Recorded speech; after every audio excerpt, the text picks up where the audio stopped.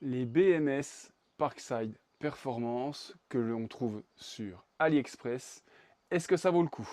Je vous dis ça dans cette vidéo. Comme vous savez, depuis quelque temps, les Chinois proposent sur AliExpress des copies de BMS Parkside Performance qu'on ne peut trouver nulle part ailleurs. Et vu qu'on peut les trouver nulle part ailleurs, forcément, ils mettent les prix assez hauts. C'est des petits malins. Mais finalement, est-ce que ça vaut le coup d'acheter ces BMS malgré un prix assez élevé? Environ 35 euros approximativement, plus 5 euros de frais de port approximatif. Donc ça fait 40 balles les deux BMS. Alors je dirais, si vous voulez réparer une batterie 4 ampères qui coûte 39 euros, ça ne vaut pas le coup. Par contre, si vous voulez réparer une batterie 8 ampères, et vous en avez peut-être même deux, ou si vous voulez en avoir une carte d'avance parce qu'elles se vendent par deux, elles ne se vendent pas à l'unité malheureusement, ça peut être une bonne idée, mais je vais vous donner les points positifs et les points négatifs de cette carte. Je vais commencer par les positifs, ça sera plus rapide. Pour les points positifs, vous allez pouvoir mettre cette carte en lieu et place de celle d'origine sans grande modification. Les nouvelles qu'ils ont faites, en fait, ils ont refait des emplacements plus gros pour les lamelles. Avant, elles étaient plus petites, il fallait un petit peu couper pour que ça passe. Maintenant, il n'y a pas de souci, ça rentre sans problème. Ça, par contre, c'est un bon point positif. Avec, il est vendu une petite plaque derrière en... Je vais vous montrer, c'est dans le petit sachet qui est ici. Autocollante qui va se coller derrière pour protéger, ça c'est bien parce que je sais que les BMS Parkside, il y en a qui grillent à cause de ça parce que ça chauffe.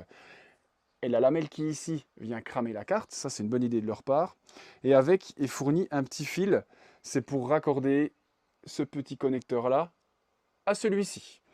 Et ça met en route le BMS. Vous allez pouvoir garder l'affichage de niveau de batterie d'origine, parce que si on met par exemple, comme j'ai déjà fait sur d'autres vidéos, adapter des BMS ancienne génération, ben on n'a plus le niveau de batterie, on aurait obligé de faire une petite mamaille pour que ça fonctionne. Là, vous allez pouvoir garder le niveau d'origine, mais il va falloir enlever une petite partie ici. Là, il y a des petits bitoniaux qui dépassent. Si vous ne l'enlevez pas, en fait, on ne peut pas fermer la carcasse. Malheureusement, je vais vous montrer. Alors, quand on la ferme, là, la carte bute juste ici. Donc, il y a juste à couper le petit bout et puis c'est bon, en fait. Maintenant, on va passer au point négatif. L'architecture est très ressemblante par rapport aux cartes d'origine. Alors, les lamelles ici sont pas très solides. Leur élasticité est pas terrible, c'est vraiment pas top. La plupart sont mal soudées, sont de travers. Pour celle-là, j'ai dû couper le devant, ici. Sinon, ça rentrait même pas dans la carcasse.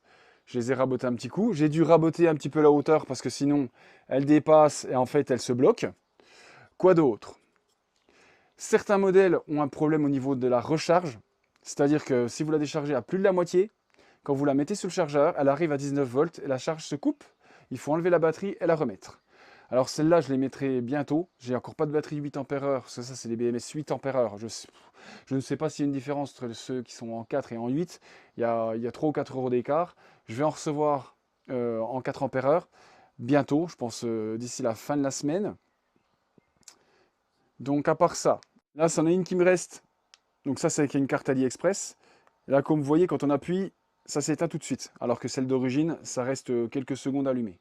Le plus gros problème de ces cartes, c'est un prix élevé par rapport à une finition vraiment très médiocre. Par contre, contrairement aux cartes d'origine, il n'y a pas de Bluetooth, il n'y a pas de composants qui risquent de poser problème. Normalement, ces BMS-là, il n'y a pas de souci. Certes, il n'y a pas d'équilibrage. Ceux d'origine, on va dire que quand les BMS fonctionnent d'origine, il y a un équilibrage passif. Mais le trois quarts du temps, ça ne fonctionne pas. Donc en fait, voilà, ça ne change pas grand-chose. La petite sonde de température qui est ici, là, comme vous pouvez voir, donc il se mettra dans la batterie,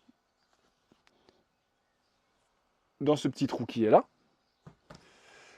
Sinon, à part ça, que dire de plus que ben, je ferai bientôt des vidéos montage. Comme ça, vous pourrez voir exactement comment ça se monte, mais c'est vrai que c'est plus simple que de changer les composants. Parce que bon, changer les composants comme je le fais, le petit régulateur et la résistance, c'est pas super facile, il faut être assez équipé. Là, ça quand même 40 balles les deux BMS, c'est quand même pas donné pour de la chinoiserie médiocre. Mais bon, une batterie, il ne faut pas oublier que ça coûte 70 balles en prix normal. Donc j'ai envie de vous dire, 70 balles, 40 € les deux BMS. Moi, j'ai envie de dire, pourquoi pas, vous passez votre batterie en garantie, vous allez garder la vieille qui ne fonctionne pas parce qu'ils ne les reprennent pas, et vous la réparez. Même si vous payez 40 balles les deux BMS, vous êtes quand même gagnant par rapport au prix d'une batterie, à part quand elles sont en promo bien sûr. Mais bon, celles qui sont en promo ont les BMS qui sont foireux. C'est-à-dire que ça se trouve, vous allez l'acheter, elle va cramer 3 jours après, que vous allez la repasser encore en garantie. Pourquoi pas, je dirais. Pour ceux qui sont intéressés, bah écoutez, bientôt je ferai le montage sur les batteries.